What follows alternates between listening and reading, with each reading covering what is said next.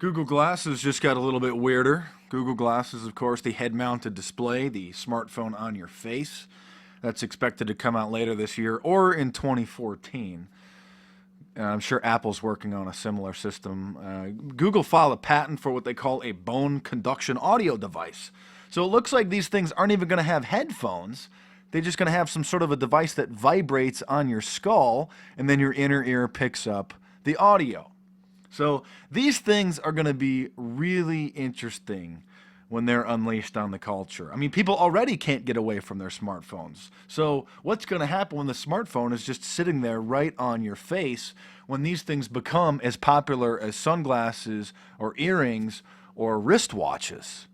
This is going to be interesting. So Google filed the patent. It just vibrates and goes into your inner ear. Kind of a neat little thing. Apparently, it's the same device as some scuba diving systems use. Also, an interesting similarity to what's called the microwave hearing effect or the radio frequency hearing effect, which the Air Force patented in the 1990s, where from satellites or just handheld devices they can beam waves, microwaves, into people's ears, and then you can't tell where they're coming from, where the sound is coming from. It just, you hear it. People hear it in their head.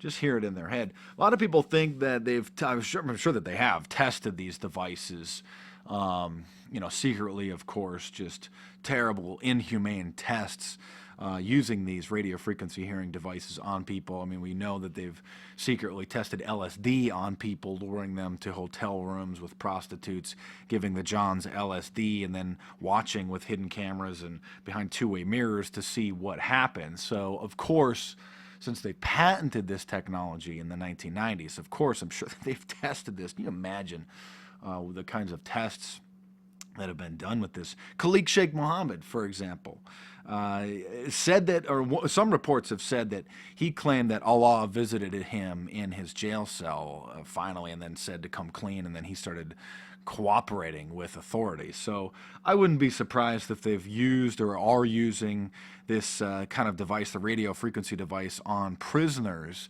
and making them think that God's just talking to them. Just beam it into their jail cell.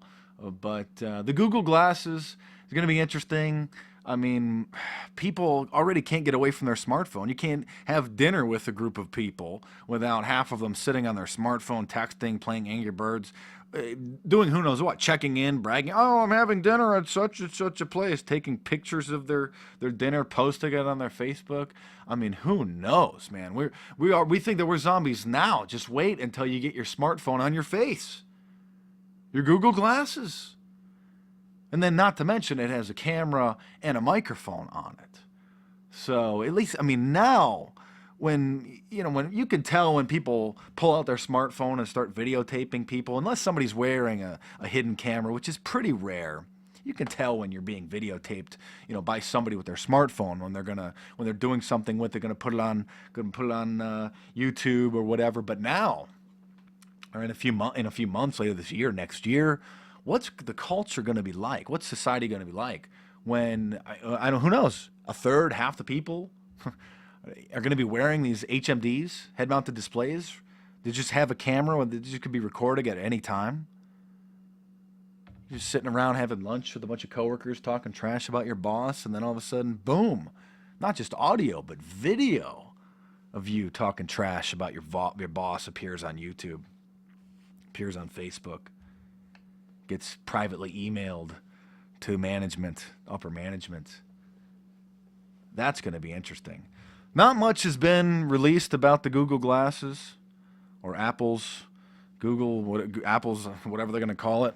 But I'm sure that your smartphone or your cell phone is going to have to turn into some sort of a touchpad. So there'll probably be a cursor on the screen on your head-mounted display. And then you can maneuver that touchpad with that cursor with your touchpad on your cell phone. So just imagine now. I mean, we have people walking around. Once you put your smartphone on your face, people are really not going to unplug from the system. And then, of course, the next step is they want to just wire that into your brain. Ray Kurzweil, the futurist, who's a millionaire, by the way, and a popular inventor, He holds numerous patents. Ray Kurzweil, that whack job that believes that we're going to create God. Yeah, have you read any of his books? I have one of his books. Have you seen any of his interviews, any of his films? This whack job was asked if there's a God, and he says, well, I would say not yet. We're going to create God with the infinite intelligence, the super intelligent being with the singularity, the artificial intelligent beast system. Lucifer, the all-knowing, all-seeing, all-doing, magical cloud, Skynet, whatever you want to call it, system that at some point in the next, who knows, several years, several decades, looks like it's going to become activated, going to become online. So that's great. Let's just plug into it with our Google glasses. Just vibrating sounds right into our ears. That's fantastic. And having a live microphone and a camera on it at all times. Fascinating. Welcome to the brave New World Order, the Orwellian nightmare. So these things aren't on the market yet, but they're releasing them to developers, and it's only a matter of months, really, before we start seeing the beginnings of the cyborgization of America, of the world.